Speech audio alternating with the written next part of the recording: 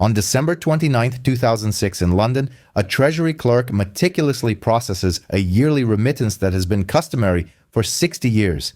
This payment, destined for the United States Treasury, amounts to $832 million. It represents the final installment on a financial obligation incurred 6 decades prior in 1946. Following the conclusion of World War II, Britain had secured a loan to ensure its populace did not face starvation. As the clerk finalizes the file, the debt is officially settled. For 60 years of annual disbursements, Britain had at last concluded its repayment to America for the very privilege of having endured the war. However, this clerk is unaware of the full extent of the story. He does not know that the initial loan totaled $3.75 billion and that Britain has now paid a sum of $7.5 billion, effectively doubling the principal. He is also unaware that even before this loan was disbursed, Britain had already divested $12 billion in overseas assets at greatly reduced prices to American purchasers. Furthermore, he is ignorant of Britain's surrender of $4 billion worth of gold, its relinquishment of strategic naval installations throughout the Caribbean, and the dismantling of the trade framework that once united the British Empire. He also doesn't know that when one accounts for every asset Britain relinquished, every base ceded, every advantage forfeited, and every dollar repaid, the total financial value transferred from Britain to America between 1940 and 2006 approximates $450 billion in contemporary currency. For perspective, the Marshall Plan, widely lauded for America's benevolent assistance in rebuilding Europe, cost $200 billion in today's money. America thus extracted more wealth from Britain alone than it allocated to the entirety of Europe combined. And this was from Britain, an ally, a nation on the winning side. This narrative illustrates how the United States did not conquer the British Empire militarily. Rather, it acquired it through a process akin to foreclosure. It is the story of how America transformed Britain's triumph into its fiscal ruin. It details how the financial terms established between 1940 and 1946 facilitated the transfer of the world's most expansive empire's wealth to America, not through force of arms, but through legally binding agreements executed under considerable pressure. Moreover, it reveals how the very system employed to strip Britain became the foundational model for the International Monetary Fund, which has since applied this identical strategy to over 80 nations over the past 75 years. Because comprehending the events that transpired in Britain between 1940 and 2006 transcends mere historical recollection, it is essential to understanding the debt mechanisms that currently govern the global economy. It involves the same coercive asset liquidations, the same wealth extraction, and the same American entities profiting, albeit with different nations now being subjected to this process. Allow me to elucidate precisely how this unfolded. Once you grasp the underlying mechanism, you will observe its application across the globe. In September 1939, with Germany's invasion of Poland, Great Britain stood as the preeminent financial power worldwide. The British Empire spanned a quarter of the Earth's surface, and the City of London was the nexus of international finance. The pound sterling held the status of the world's reserve currency. Britain possessed $4 billion in gold reserves and $20 billion in overseas investments, including railways in Argentina, copper mines in Chile, and industrial holdings within the United States. The British Empire generated an annual income of $500 million solely from its investments. However, Britain harbored a critical vulnerability. Unlike America, its imports consistently exceeded its exports. As an island nation, Britain relied on imports for 60% of its food and nearly all its raw materials such as steel, oil, rubber, and aluminum. Its industrial might was intrinsically dependent on global trade. Upon the onset of hostilities, Germany's strategy focused on economic attrition. U-boats would target merchant vessels, and the Luftwaffe would bomb ports. The intent was clear. If Britain could not import, it would face starvation. To sustain its war effort, Britain required vast quantities of supplies from the sole provider capable of furnishing them, the United States. Tanks, aircraft, steel, oil, munitions, and provisions, all had to be transported from America across the 3,000 miles of U-boat-infested Atlantic. Yet in 1939, America maintained a stance of neutrality with a public sentiment favoring isolationism. Congress had enacted neutrality legislation that included a cash and carry provision.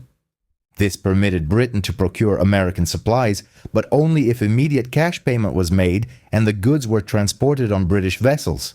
No credit or loans were permitted. This predicament created Britain's dilemma. The nation desperately needed billions in supplies, but could only tender payment in gold, dollars, or by liquidating assets, all of which were finite resources. From September 1939 to December 1940, Britain experienced a severe depletion of its wealth. The British Purchasing Commission placed orders totaling $4.5 billion in goods. To meet these obligations, Britain liquidated its assets systematically. First, its gold reserves were depleted. In an operation codenamed Fish, Britain loaded $2 billion worth of gold bars onto battleships, which were then transported to Canada and subsequently to New York to pay American suppliers. This constituted the largest transfer of physical wealth in recorded history. Next, its securities were sold. Britain mandated its citizens to surrender all American stocks and bonds. The government then sold these holdings on the New York Stock Exchange, generating $1 billion. Finally, its overseas investments were divested.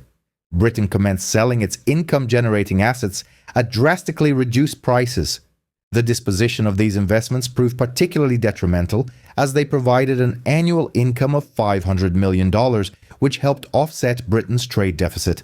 By December 1940, Britain faced the precipice of financial ruin. With its gold reserves exhausted, securities sold, and easily liquidated assets depleted, Britain still required $3 billion for supplies already ordered, and it lacked the means to pay. It was at this juncture that Winston Churchill penned his historic letter to Franklin Roosevelt, dated December 8, 1940. Churchill detailed the U-boat menace and the urgent necessity for destroyers and aircraft. However, the central message was stark.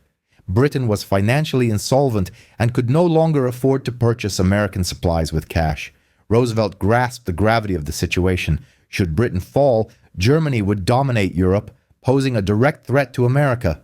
Nevertheless, Roosevelt encountered significant legal and political impediments. The Neutrality Acts prohibited loans to belligerent nations, and the American public harbored strong reservations about providing aid. Isolationists contended that Britain, despite its apparent wealth, was attempting to deceive America. Roosevelt therefore sought a mechanism that could be presented as a commercial transaction rather than an act of charity. The solution he devised was Lend-Lease. Roosevelt explained this concept using a simple, relatable analogy. If one's neighbor's house were on fire and one possessed a garden hose, one would lend it rather than demand immediate payment. This initiative was framed as benevolent and neighborly. However, the negotiations conducted behind closed doors painted a different picture. This was not a scenario of neighbors assisting neighbors. It was effectively a foreclosure. The individual overseeing the American negotiations was Henry Morgenthau Jr., the Secretary of the Treasury. While Morgenthau was committed to aiding Britain in its fight against Hitler, he was unyielding in his determination to protect American taxpayer interests. His stance was unequivocal.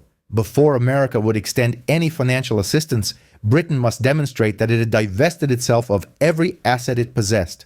Morgenthau insisted on a comprehensive audit of the British Empire, encompassing all assets held by the British government, all assets owned by British citizens, every bar of gold, every share of stock, and every factory. He demanded that Britain's financial records be made accessible for American scrutiny. The British negotiators were taken aback. They felt they were not being treated as allies battling a common adversary, but rather as a bankrupt corporation undergoing liquidation proceedings, with creditors conducting an audit. The British delegation argued that their gold had already been liquidated. They asserted that selling long-term investments during wartime would necessitate sale at distressed prices, and that stripping Britain of its income-generating assets would leave it impoverished in the post-war era. Morgenthau remained resolute.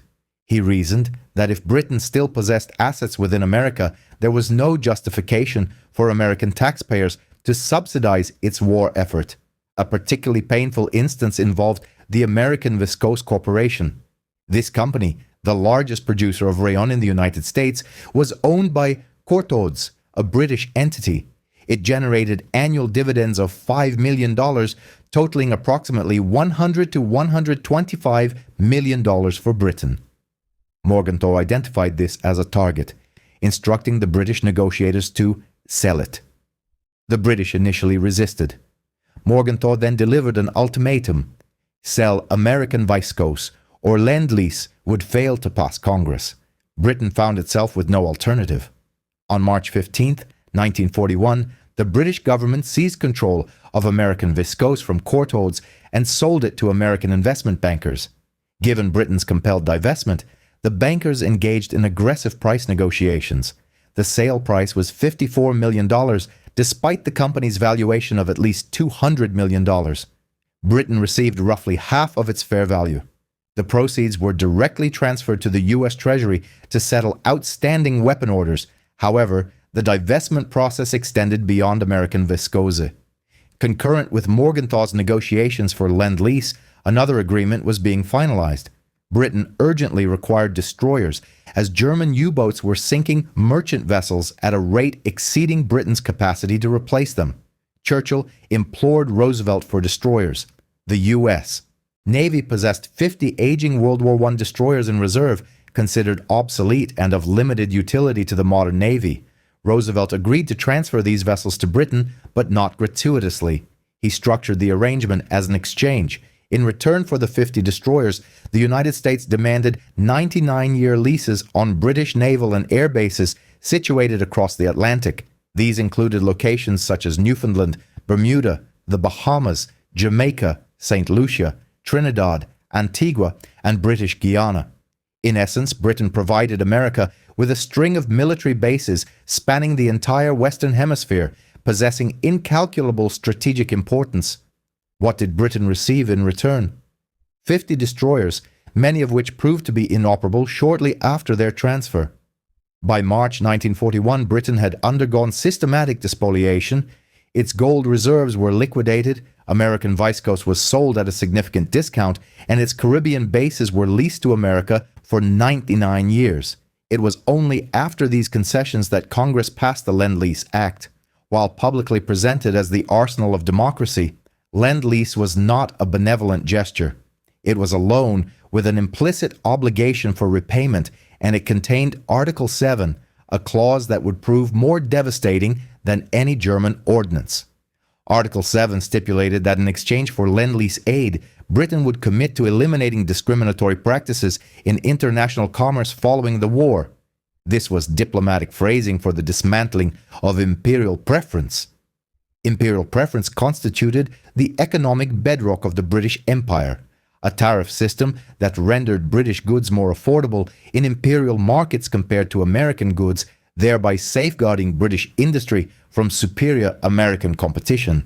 By acceding to Article 7, Britain agreed to abrogate imperial preference after the war, a decision tantamount to economic self-annihilation, but the alternative was immediate starvation. British negotiators vehemently opposed this provision, but Churchill ultimately overruled them, and Article 7 was signed. From March 1941 to August 1945, Britain received $31 billion in Lend-Lease assistance, which was instrumental in its survival. Without it, Britain would have been starved into submission by 1942. Yet while Britain received this aid and engaged in combat with Germany, America simultaneously consolidated British wealth and markets. American corporations expanded into markets that Britain had abandoned. While British factories exclusively produced armaments, American factories manufactured both weapons and consumer goods destined for global markets. By 1945, the wealth transfer was complete. Britain had liquidated $16 billion in overseas assets.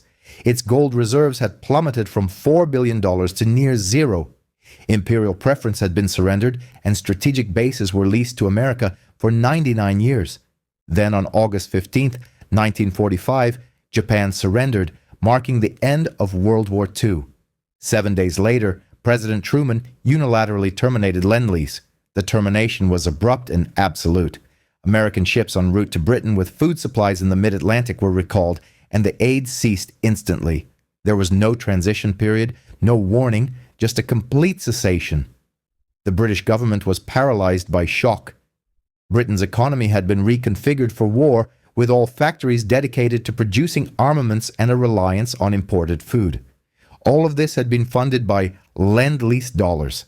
Without this funding, Britain was instantly bankrupt. John Maynard Keynes, Britain's most esteemed economist, calculated that Britain faced imminent economic collapse. Food imports would cease, rations would be reduced to starvation levels, leading to widespread unemployment and social disorder. Britain was left with only one recourse: to petition for an American loan. In September 1945, Keynes, weakened by heart disease, traveled to Washington with a proposal. He intended to advocate for equitable treatment, arguing that Britain, having fought alone for 2 years while America remained neutral and had bankrupted itself in defense of Western civilization, was owed a $6 billion grant as retroactive compensation for its sacrifices. Upon his arrival in Washington, Keynes discovered that justice was not a commodity readily recognized by Americans. The war was over, and American voters were weary of financial commitments to Europe. Congress harbored suspicions regarding Britain's new Labour government and its socialist policies. The Americans offered a loan, not a grant, in the amount of $3.75 billion, which was barely sufficient to avert starvation. Furthermore, this loan was contingent upon conditions designed to undermine Britain's economic autonomy. The most detrimental condition was sterling convertibility. Within 1 year, Britain was obligated to make the pound fully convertible into dollars. During the war, Britain had established the sterling area, where payments to Commonwealth nations were made in pounds, but conversion to dollars was prohibited. This arrangement compelled these nations to hold pounds and purchase British goods. If the pound became convertible, all nations would immediately divest themselves of pounds in favor of dollars, given the superior quality of American goods.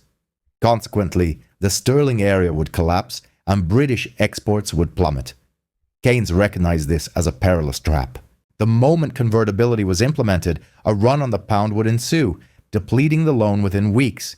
He fiercely opposed this stipulation, but the alternative was refusing the loan, which meant widespread starvation. Regrettably, the British Parliament acceded to the loan in July 1946, a decision likened to financial Munich, Britain appeasing America for its survival. Keynes passed away on April 21, 1946, at the age of 62, his heart succumbing to the immense stress of attempting to safeguard Britain from its closest ally. On July 15, 1947, in accordance with the loan terms, Britain made the pound fully convertible. The outcome was precisely as Keynes had predicted. The instant the convertibility window opened, a significant run on the pound occurred. Nations hastened to convert sterling into dollars.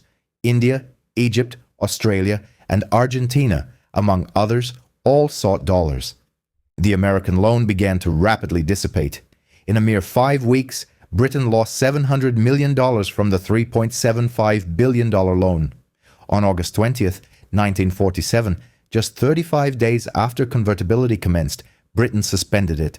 The nation had squandered nearly 20% of the loan with no tangible benefit. The humiliation was absolute, and the ensuing financial vulnerability triggered immediate geopolitical repercussions.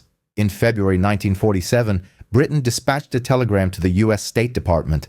For a century, Britain had been the guarantor of Greek and Turkish independence against Russian expansion.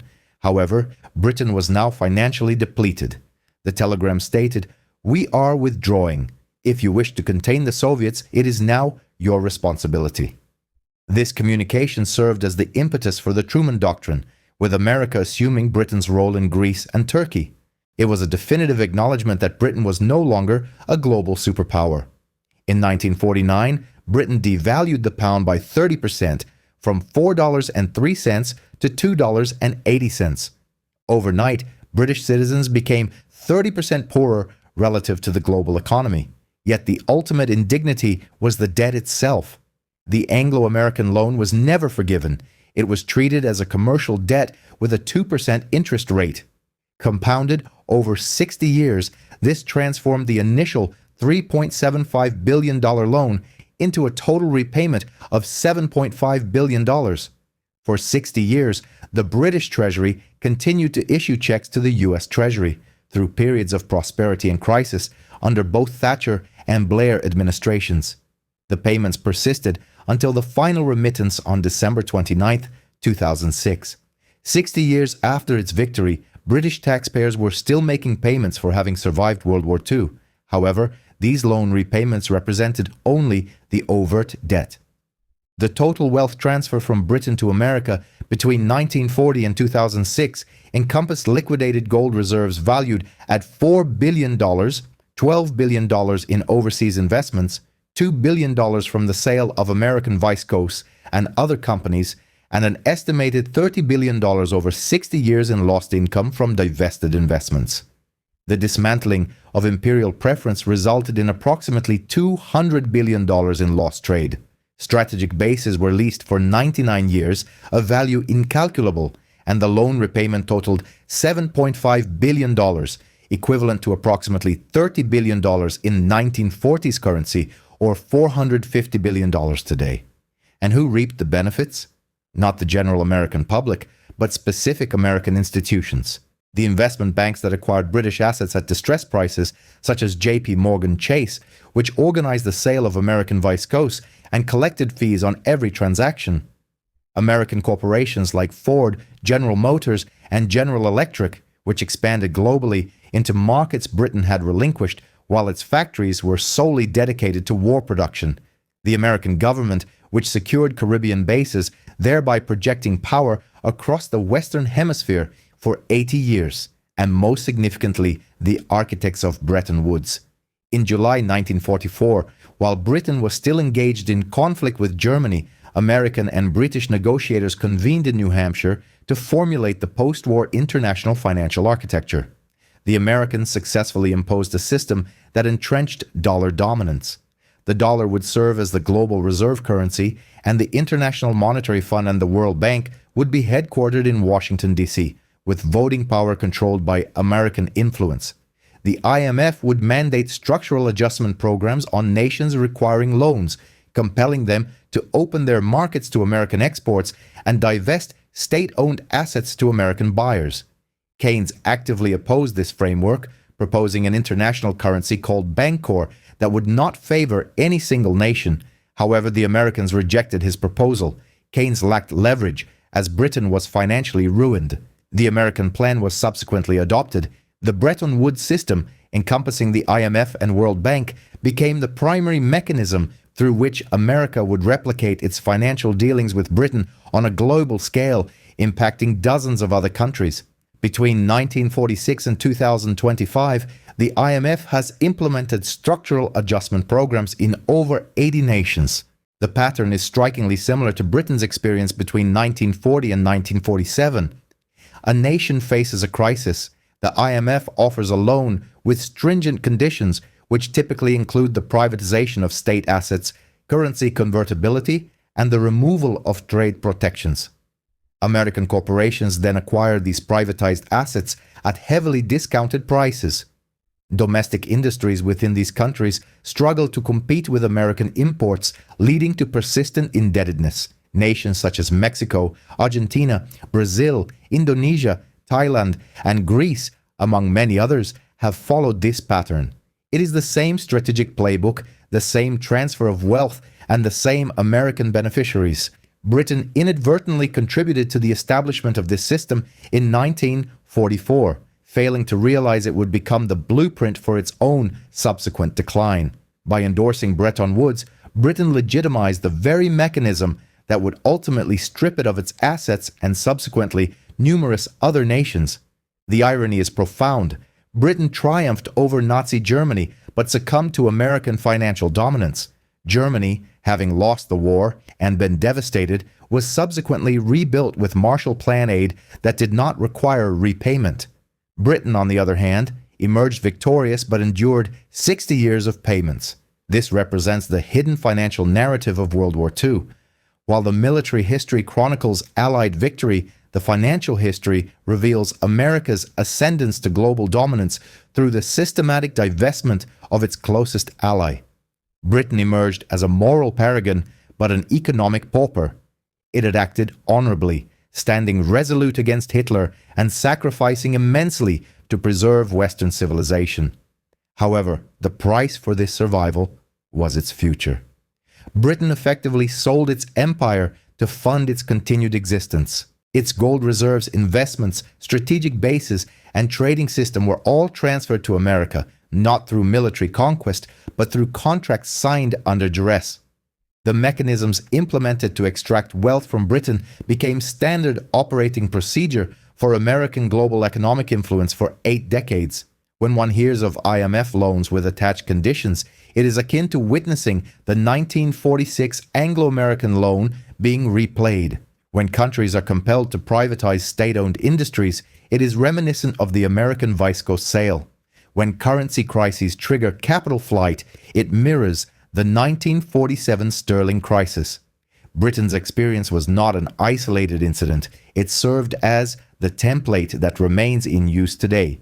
It is the same debt trap, the same forced asset sales, the same wealth extraction, with different countries being subjected to the same system established in 1944 and 1946. If this has revealed that the true narrative of World War II was financial rather than military, that Britain did not lose the war but lost its empire while paying for its victory, and that the mechanism employed against Britain became the IMF's playbook used on more than 80 countries, then the understanding is complete. Ensure you subscribe, because the subsequent presentation will reveal which nations are presently being depleted through this very same methodology, which American entities are reaping financial gains, and the reason behind $317 trillion in worldwide debt, all orchestrated by this mechanism functioning on a global scale. The Anglo-American lending arrangement siphoned $450 billion from Great Britain across a period of 60 years. In contrast, the worldwide debt structure extracts $15 trillion each year from the entirety of the planet. To comprehend the situation in Britain from 1940 to 2006 is to grasp the system that governs every nation burdened by debt today. The fundamental operation of this mechanism remains unaltered.